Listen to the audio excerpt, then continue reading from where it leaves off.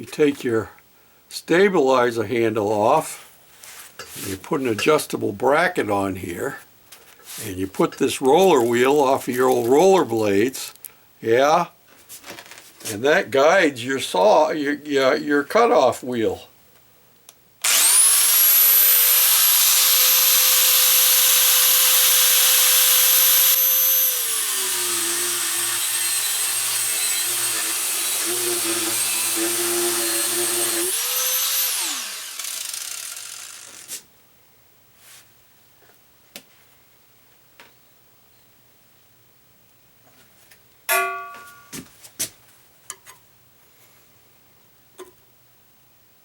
I think I'm deep enough. I just need to go wider now. About the width of another blade thickness. Well, it's not perfect, but it's going on.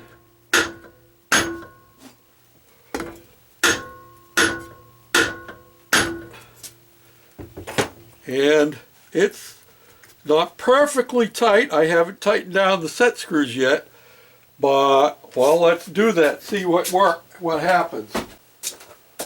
I know it's not the same as having it machined in there. Well, it was machined in there, just not with a Bridgeport lathe or some kind of thing like that, you know.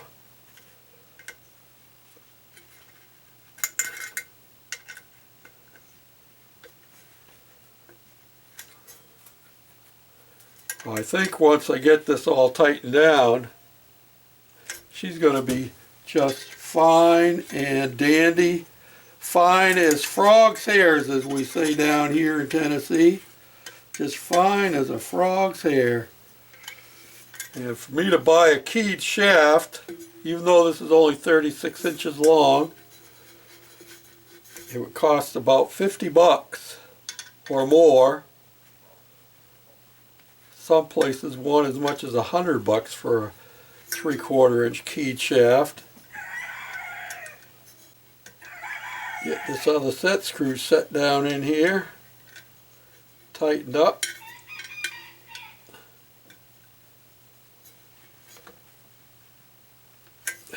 And look at that. That thing ain't going nowhere at all. And then when I get my hub put into the wheel, it will go on as well. Just like them apples. Well, that's not the hub that's going on it, but one similar to that. So that I call that a win. It ain't perfect, but it's close enough. You know? Close enough for government work. On to the next project. And when you're all done cutting your kerf, you just unbolt this adapter like this.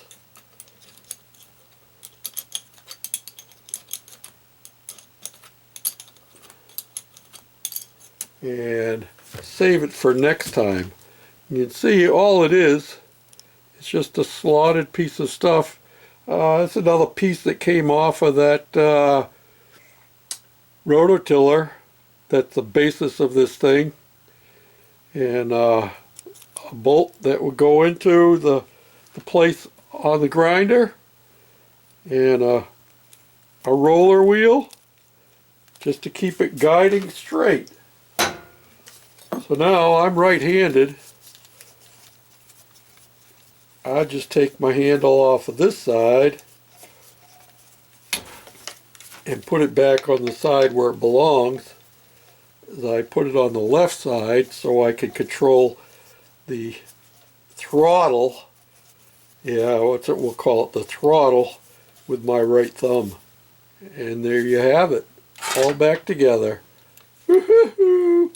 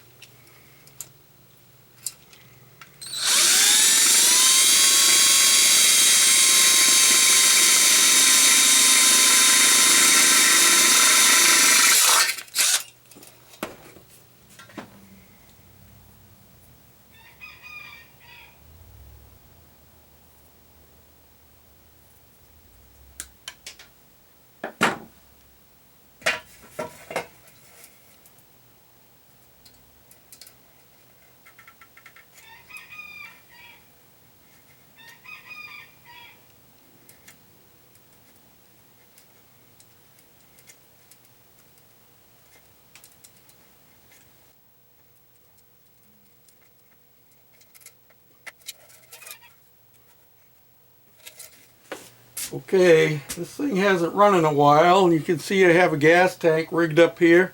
This is going to be our gas tank. It's just bungee corded onto the axle at the moment, and the motor is not hooked to the axle at all. I've got this carburetor plumbed in. I actually have the throttle linkage hooked up temporarily at the moment. We got the axle, and the exhaust. I do not have the clutch on it. I just want to see how well this thing is going to go. So I already squirted a little bit of gas in there, and this is 2-cycle gas that I'm using. So it's going to be a little smoky. I've got my door open. So let's see what happens here. Hopefully I don't have too much stuff flying all over the place off of the bench. Let's see what happens.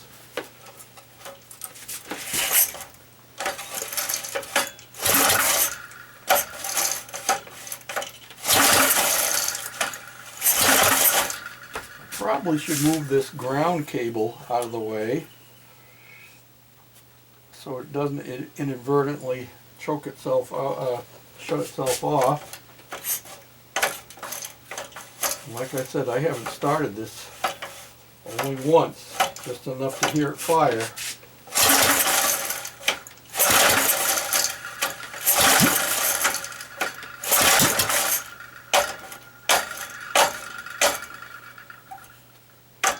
Choke off.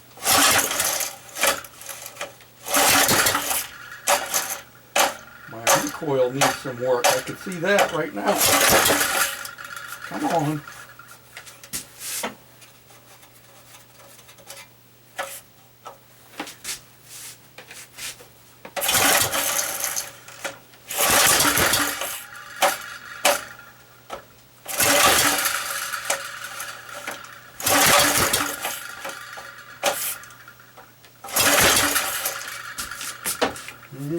Maybe need a little bit of throttle.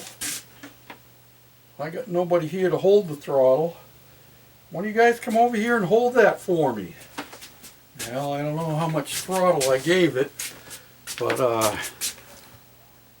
I have it wire tied together up there.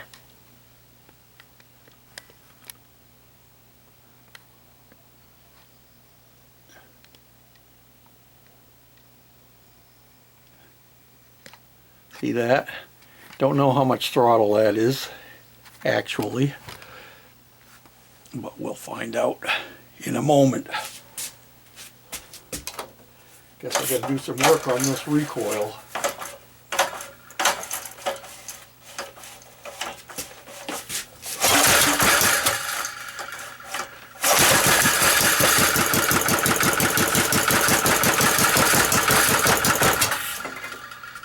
So we turn up the idle a little bit more.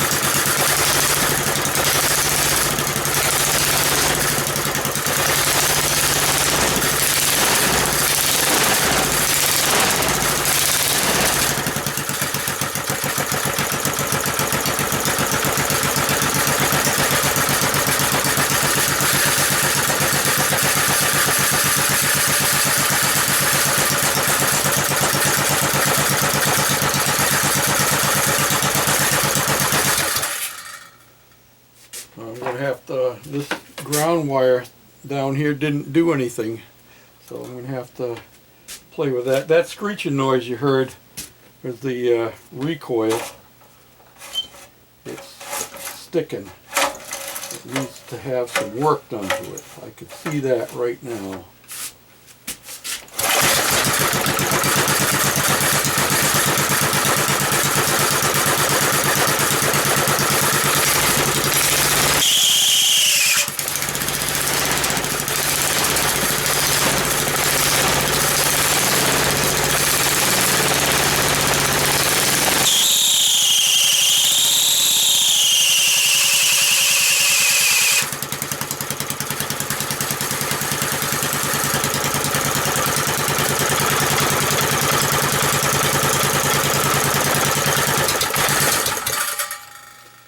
But she starts well, and it runs pretty well, other than, like I said, I got to fix the recoil on it.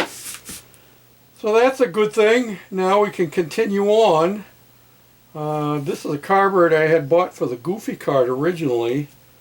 I think it's a PZ30. And we have this cool air filter that's going to go on it. Just like that. And the exhaust is just a, let me see, what is that? That's part of a handlebar, I believe. So, or no, that's not a handlebar, that's part of a seat riser. That's what that is, a seat riser. And straight exhaust, no muffler. I don't think we're going to bother with a muffler on it. And of course we showed you the other day that we were going to use a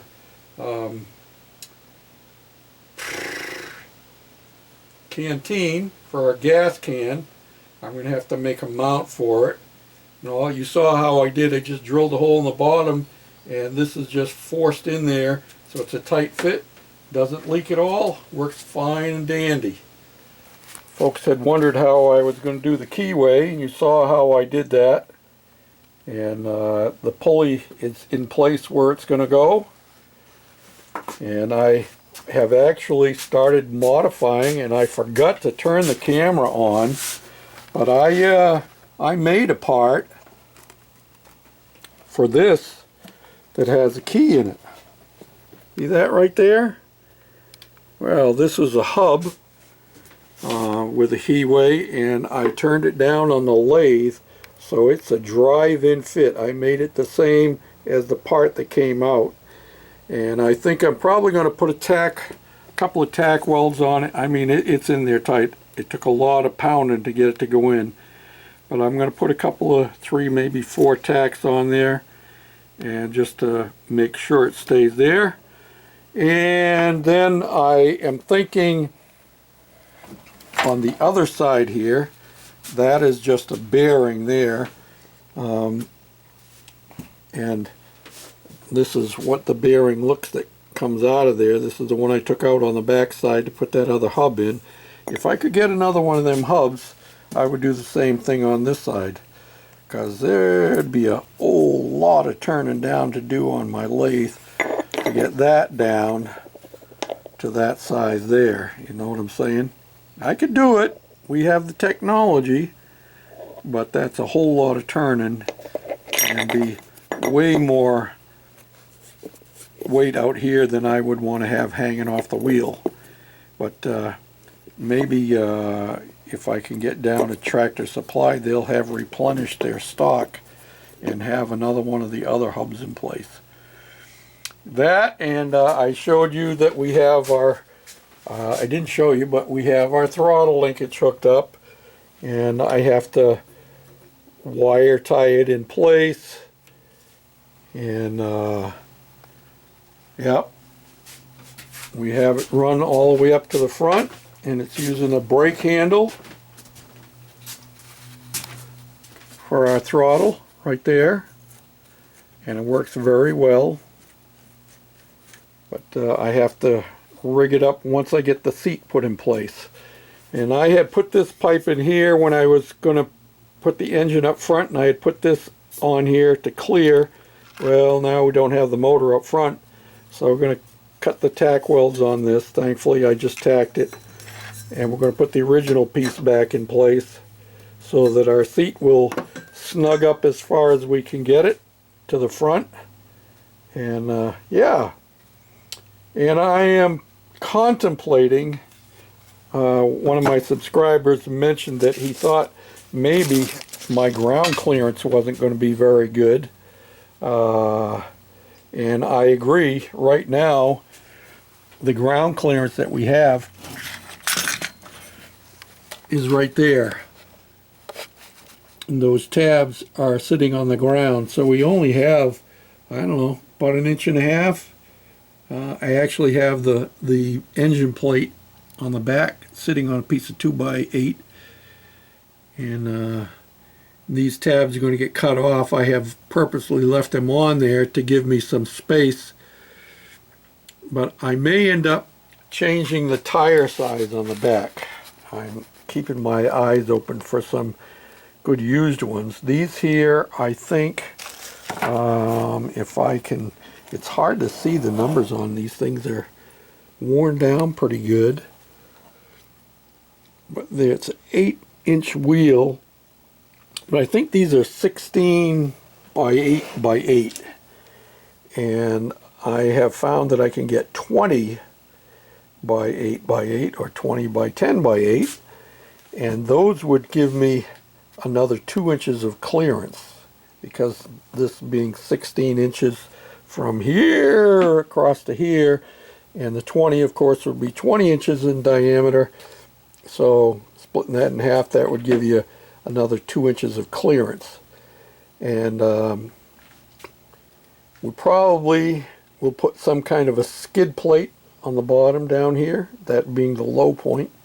But if I get that up another 2 inches, that wouldn't be too bad, you know what I'm saying? There's a piece of 2x4, and that's a loose fit in there. But by the time you get back to the motor, because this is at an angle, and actually this front is going to come down more, because I don't have the collar on there tight. It's going to come down another 1.5 inches. I'm going to put bearings in there and all that good stuff. But yeah, we're working at it.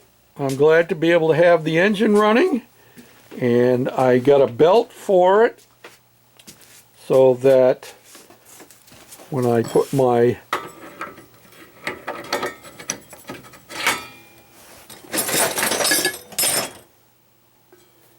this on here like this, put this on here like this. That's a tight fit right there. And I still have a little bit of adjustment left on my engine adjustment, so that should do me good. You can see when this spins, it already is turning that. So, yep, we're making progress. Beautiful day here in Tennessee. Hope it's good where you are. We'll bring you back when we make more progress. Thanks for watching, commenting, subscribing, thumbs up, sharing, all of them good things. Remember, this is the Tennessee Sweet Tea Trike. Bye for now.